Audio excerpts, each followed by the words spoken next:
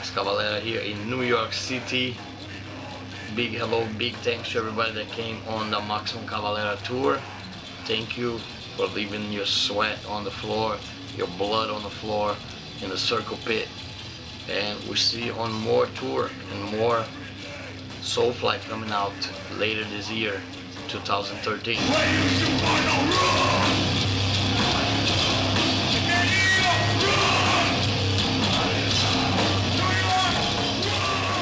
Welcome back to New York City. I know it's one of your favorite places to perform, especially with the Maximum Cavalera #2 here in New York. So let's talk about, you know, how the second leg of the tour is going here in America.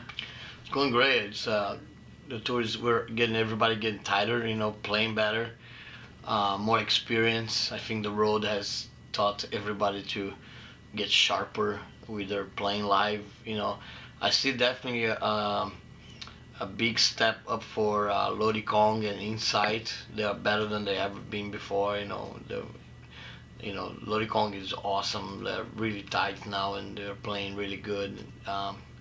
Insight, they got some new band members that made the band heavier, so they're really killer. And Soulfly, we're just doing our thing. You know, the Soulfly thing is always the same. You know, it's good to play the stuff people want to hear. You know, I keep playing stuff from all the albums. You know, it's a different selection of songs from all the Soulfly records, and some Sepultura stuff. Some people want to hear a little Stray Hate here and that, a little Nail Bomb.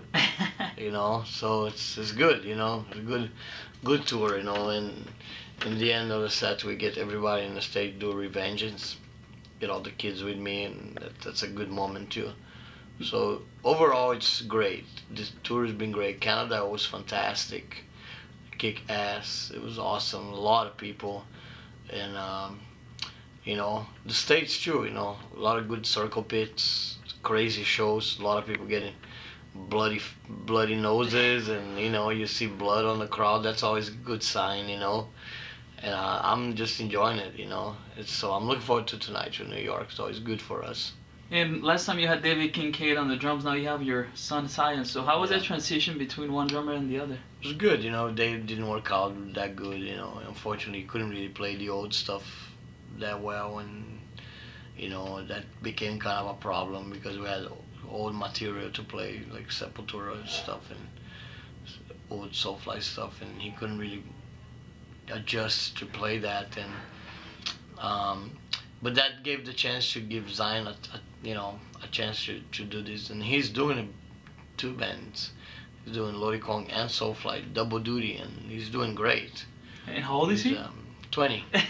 Yeah, so a lot of energy, and but he's doing amazing. You know, playing great every night. People really love the guys in the band. Really like to play with him. Mark and Tony get along great with Zion, and you know, for now, it's good. You know, I don't know when time comes, you know, because he's got his own band. You know, I don't want to step on their boundaries of Lodi Kong.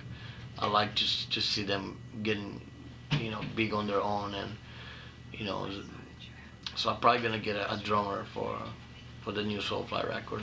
Get a different drummer. Any guys that you're looking at? A couple, you know. I wouldn't say any names now. Keep it secret. But there's some people that were checking it out, so we should be able to get somebody by the time.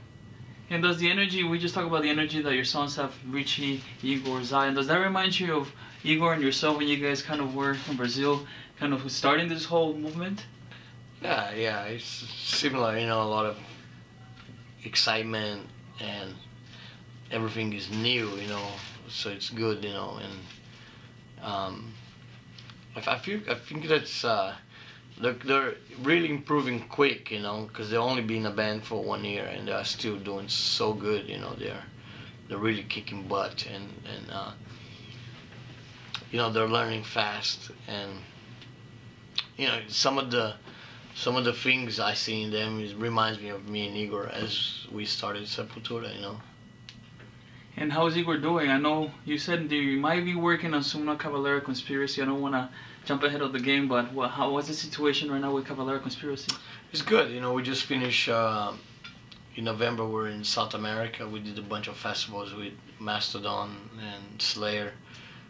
Those are big shows, you know, and a lot of people, thousands of people on every show. And Cavalera did great. We had a good time, and you know, a lot of fans really like the material. I'm probably gonna work on a new Cavalera next year.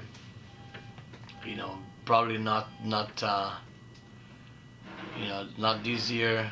I'm busy with Soulfly this year. I'm gonna make a new Soulfly record, and I got a project with Greg and Troy from Mastodon, Greg from the Danger Escape Plan. That's gonna be recording September.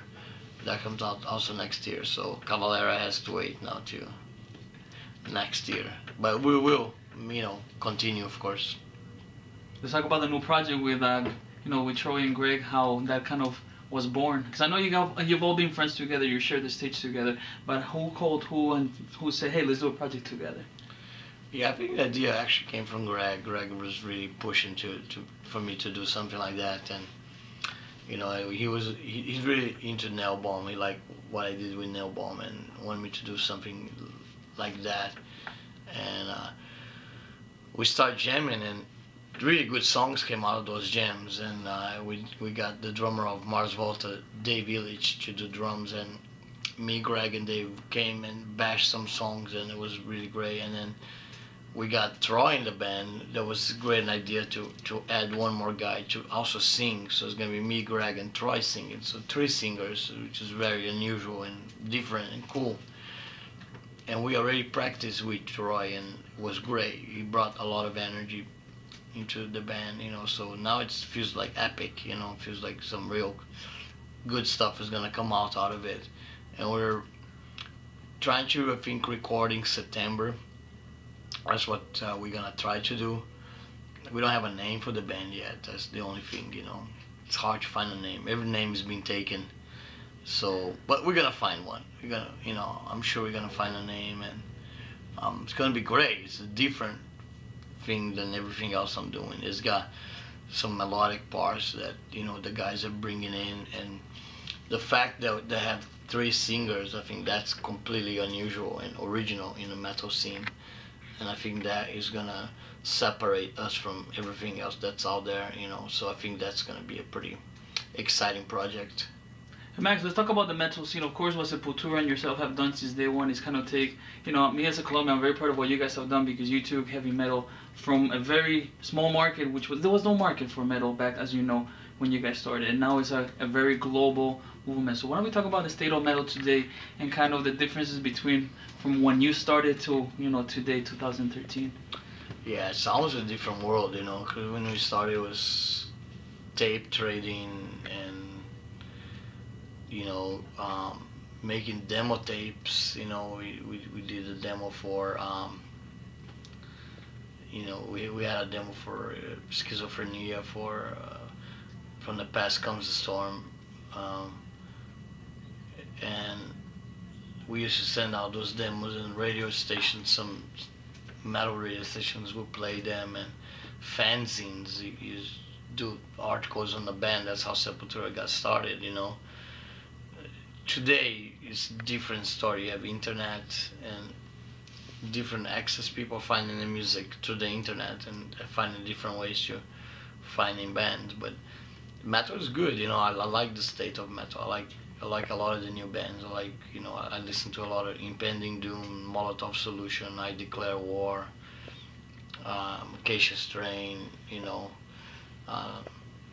I like a lot of this new heavy stuff that is being done out there, and, you know, alongside with all the classics, you know, Napalm Death and Entombed and, you know, Carcass and all the you know, good old death metal, thrash metal, you know. Listen to everything, but I think metal is in good state. It's actually now, I think, bigger than it's ever been, you know, more accepted. You see metal on TV, and you see it's more common, like you have different outlets for metal now too. It's becoming a little bit more normal, I think, nowadays. You know, metal is accepted in society now. Still the bad boy, you know. we still, you know, the bad people, but we're getting a little bit accepted.